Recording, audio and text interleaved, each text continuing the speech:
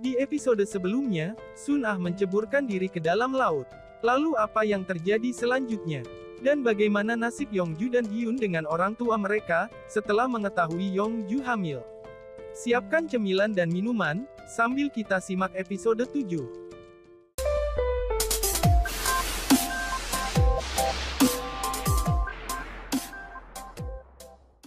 Di dasar laut, Sun Ah dalam kondisi tidak sadar. Ia terus mengingat kenangan bersama putranya. Ia baru nyadar kalau selama ini ia telah membiarkan putranya main sendiri, bahkan tidur sendiri. Dan ia juga teringat anaknya menyukai cangkir poni kuning pemberiannya. Lalu ia teringat dengan video perkataan anaknya, bahwa ibunya sakit, jadi tidak bisa bermain dengannya. Hal ini terasa berat bagi Sun Ah, karena dia merasa tidak bisa hidup tanpa putranya. Di tepi laut orang-orang pada panik dan kepo, sedangkan Dong Suk menelpon layanan darurat untuk meminta bantuan. Lalu ia membersihkan selimut dan bantalnya untuk mengalihkan perasaan khawatirnya. Sementara para penyelam terus berusaha mencari Sun Ah, tak lama kemudian mereka menemukannya dan memberikan pertolongan pertama. Di saat itu ambulan juga datang dan segera membawa Sun Ah ke rumah sakit. Sedangkan Dong Suk mengikutinya dari belakang. Di lain sisi, Yongju dan Hyun berjalan berpegangan tangan di sekolah, menunjukkan kepada lainnya, kalau mereka memang berpacaran. Yongju memperkirakan tanggapan orang tuanya, jika sudah mengetahui kehamilannya. Ayahnya tidak akan tega memukulnya, namun akan memukul dirinya sendiri. Kalau ayah Hyun akan memukulinya dan mengumpat, Hyun harus bersiap-siap menerimanya. Yongju mempunyai rencana pertama, yaitu memberitahu ayah mereka dalam minggu ini. Lalu ia minta disediakan rumah dan bantu mereka membesarkan bayinya, agar Yongju tetap bisa sekolah. Perkiraan bayinya akan lahir saat libur musim dingin, jadi tidak akan mengganggu jadwal sekolahnya. Lalu saat menanyakan rencana Hyun, ia malah ingin berhenti sekolah. Seketika itu Yongju marah. Namun Hyun menjelaskan kalau ia harus bekerja karena tidak mau memberatkan ayah mereka. Dan ia juga bisa melanjutkan sekolah ketika Yongju sudah lulus, karena saat itu umurnya juga masih 25 tahun, masih sangat muda. Yongju pun makin sayang sama Hyun karena Hyun sangat bertanggung jawab. Dan jika orang tua mereka tidak setuju, Yongju punya rencana kedua, yaitu ia bisa ke penampungan khusus orang tua tunggal, di kota Jeju. Namun masalahnya mereka tidak bisa tinggal bersama. Selain itu Yongju juga harus pindah sekolah, karena masalah zonasi, sehingga akan sulit masuk Universitas Nasional Seoul. Yongju sangat mengenal ayahnya, walau nanti awalnya pasti marah. Namun pada akhirnya ia akan mengalah. Ayahnya akan selalu mendampinginya. Hyun menambahkan kemungkinan terburuk kalau ayahnya menyuruh mereka putus, bahkan aborsi. Kalau itu yang terjadi, Yongju mengajaknya lari ke Seoul, toh kuliahnya nggak harus di Universitas Nasional Seoul aja. Yang penting kuliah kedokteran. Dan jika memang nilainya bagus, akan dapat beasiswa, biaya asrama, bahkan biaya hidup. Hyun juga sudah cari tahu info kos-kosan di Seoul yang cukup terjangkau. Dan ia bisa cari kerja dengan penghasilan yang lumayan di sana. Tiba-tiba temannya muncul, dan mengingatkan kalau teman-teman lainnya mulai ngegosip, karena perut Yongju terlihat membesar. Hal itu membuat mereka memutuskan untuk segera memberitahu duluan, daripada digosipin terus. Yongju mengingatkan kepada Hyun, walau ayahnya nanti marah besar, jangan sampai merasa bersalah. Hyun juga setuju karena cinta mereka tulus, dan bukan merupakan kesalahan. Sesaat setelah Hyun pergi, tiba-tiba Yongju menerima telepon dari Eung Hui. Eung Hui memastikan apakah Yongju sedang hamil. Yongju mengakuinya, dan meminta Eung Hui untuk tetap merahasiakan dari ayahnya, karena Yongju sendiri yang akan memberitahukan. Mendengar pengakuan tersebut, Eung Hui shock berat dan hanya bisa terdiam. Ia melihat Hosik yang sudah bekerja sangat berat, dan harus menerima kabar mengejutkan dari putrinya. Saat Hosik makan, Eung Hui hanya bisa memandangi saja, sambil mikir apakah Hosik dan In Gwon bisa besanan, sedangkan mereka selalu bermusuhan. Hosik pun heran dengan Eung Hui yang memandanginya dari tadi. Bingung mau bicara apa, akhirnya Eung Hui menanyakan mengapa Hosik selalu bertengkar dengan In Gwon. Mendengar hal itu, Hosik langsung ingin pergi. Eung Hui menahannya dan berjanji gak ngebahas In Gwon lagi. Ia membiarkan Hosik makan, sambil memikirkan jalan keluarnya. Sedangkan Hosik malah merayu Eng Hui untuk pacaran lagi. Dan ngajak Eng Hui berlayar dan memancing ikan di laut, setelah Yongju kuliah. Tentu saja Eng Hui menolaknya. Scene beralih ke rumah sakit, di mana Dong Suk sedang membayar biaya perawatan Sun Ah. Tiba-tiba datang polisi mau menginterogasi Dong Suk sebagai walinya. Lalu polisi bertanya, kenapa Sun Ah bunuh diri ke laut? Dong Suk tidak mengetahuinya dan menyuruh polisi tersebut untuk menanyakan langsung kepada Sun Ah. Saat polisi keluar, Dong Suk menanyakan hasilnya. Polisi bilang karena terpleset dan dianggap kecelakaan biasa, bukan bunuh diri. Sehingga kasusnya ditutup, dan Sun Ah diperbolehkan pulang dalam beberapa jam lagi. Lalu datang Kapten Jun memberikan tas bawaan Sun Ah. Pihak penginapan tidak mau menerima tamu yang bunuh diri. Kapten Jun memberikan tas Sun Ah kepada Dong Suk, karena melihat mereka saling kenal di kafe semalam. Lalu Dong Suk memeriksa isi tas Sun Ah, ia melihat foto Sun Ah bersama anaknya. Di laut, terlihat angin mulai kencang, dan badai topan akan segera datang. Para pedagang di pasar segera menutupi barang dagangannya. Hyun sendiri pulang cepat dan menemui ayahnya untuk membicarakan kehamilan Yongju. Saat Hyun sampai di pasar, In Gwon sedang kesal karena dagangannya masih banyak namun harus segera tutup. Lalu ia membantu ayahnya untuk menutup dagangan. Ayahnya mengira Hyun membantunya karena mau minta uang. Walau agak berat, Hyun memberanikan diri mengatakan Yongju sedang hamil. In Gwon terdiam sambil mencerna perkataan Hyun. In Gwon mengatakan kalau itu urusan orang lain, dan gak menyangka anaknya Hosik yang sering peringkat 1 ternyata gak bisa jaga diri. In Gwon menyalahkan Hosik yang gak becus membesarkan putrinya. Dan ia malah senang, karena nantinya Hyun bisa menjadi peringkat 1. Lalu Hyun menambahkan kalau ayah dari bayinya Yongju adalah dirinya. Dan minta tolong ayahnya agar membantu melahirkan bayinya. Seketika In Gwon terdiam, lalu membuka minuman lagi sambil mengumpat. Lalu In Gwon menyuruh Hyun berdiri di hadapannya, dan langsung menghajarnya. Saking kesalnya In Gwon menyeret Hyun ke rumah. Sementara di rumah, Yongju bersiap memberanikan diri untuk mengaku kepada ayahnya. Sedangkan Hosik lagi asyik nonton drama, di mana ceritanya si pemeran utama pura-pura hamil demi mendapatkan warisan. Akhirnya Yongju mematikan TV dan menjelaskan kehamilannya. Hosik tidak mempercayainya, dan ia mengatakan kalau tokoh utama di drama tadi hanya pura-pura hamil, untuk mendapatkan warisan.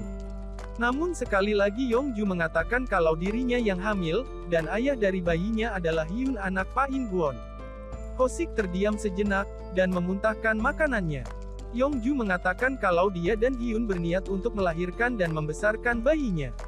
Hosik terkejut, dan melampiaskan amarahnya kepada kipas angin, yang dari tadi bikin emosi karena menunduk terus.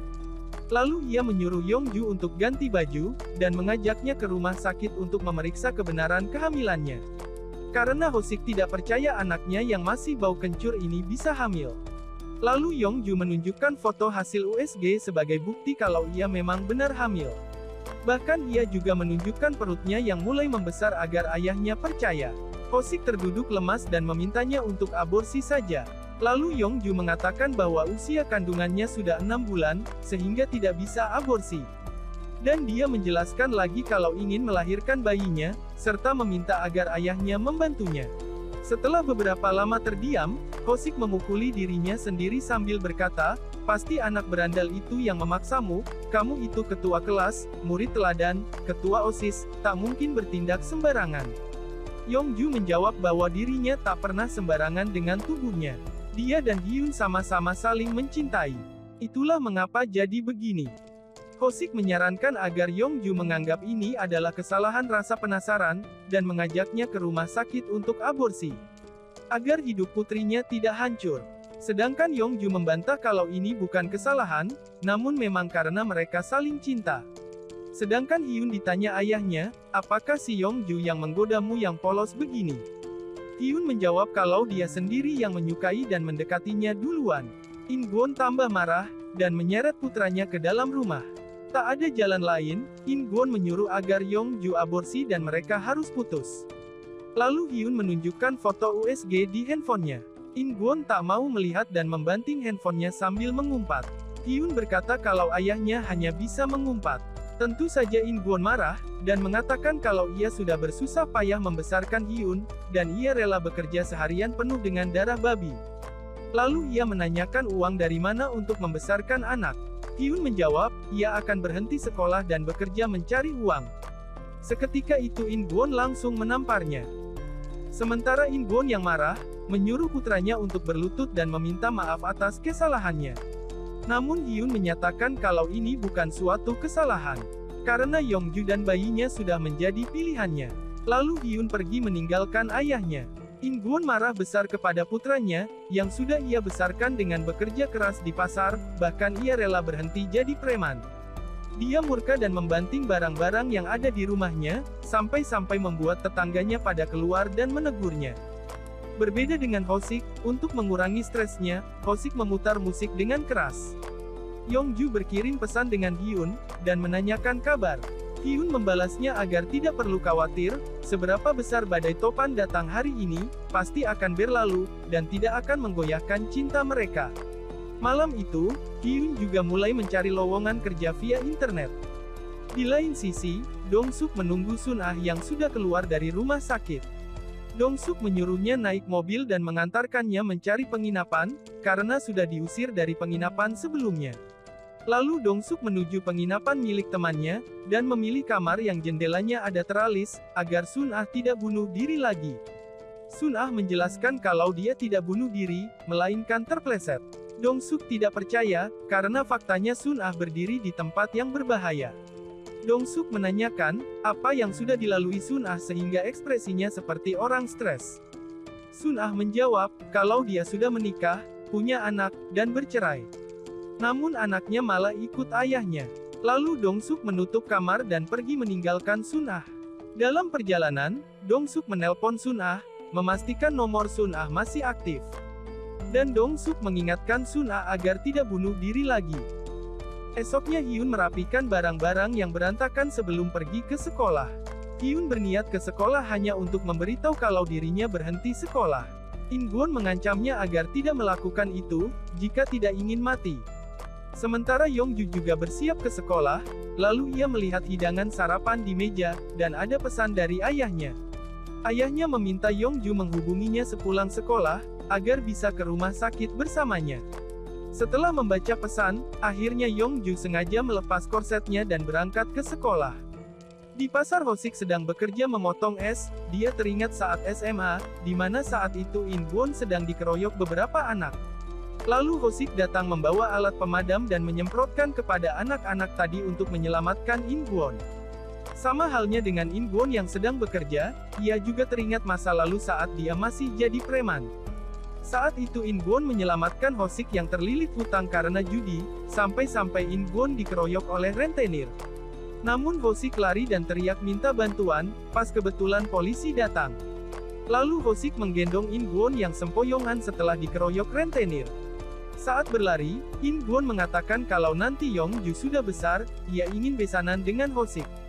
Saat itu mereka adalah sahabat yang saling melindungi, dan mereka berjanji menjodohkan anak mereka nantinya. Entah kenapa mereka jadi musuhan, bahkan hanya berpapasan saja membuat mereka emosi. Di sekolah mereka berdua memberanikan diri memberitahu pihak sekolah. Teman-temannya memberikan semangat. Salah satu temannya datang, dan menunjukkan kertas yang menyatakan sebagian besar teman-temannya setuju Yongju tetap lanjut sekolah. Namun ada guru yang mencemooh dan merendahkannya. Untung saja guru yang menangani mereka mengerti keadaannya, dan sedang hamil juga. Yongju menunjukkan kertas surat dukungan tadi, sambil memohon untuk bisa lanjut sekolah. Lalu mereka diminta untuk mengajak orang tua mereka menghadap ke sekolah. Setelah itu Hosik menelpon Yongju, dan mengajaknya ke rumah sakit. Namun Yongju mengatakan kalau gurunya meminta ayahnya menghadap ke sekolah. Dia memohon ayahnya agar setuju dengan keputusannya. Hosik pun marah dan teriak-teriak lalu pergi, membuat semua orang di pasar terkejut dan bertanya-tanya. In Gwon berjalan ke toilet, di sana ia bertemu Hosik. Lalu In Gwon menanyakan apakah Yongju jadi melahirkan. Jelas saja Hosik menginginkan putrinya aborsi.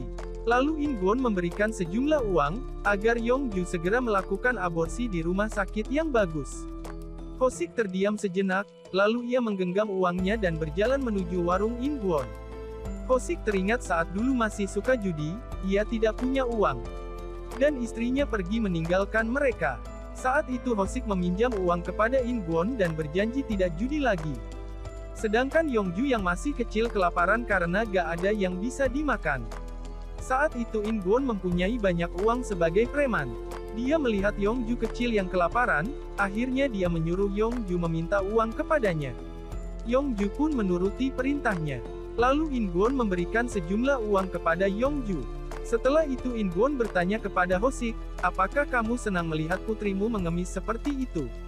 Maksud Ingwon melakukan itu agar sahabatnya itu sadar, dan tidak main judi lagi.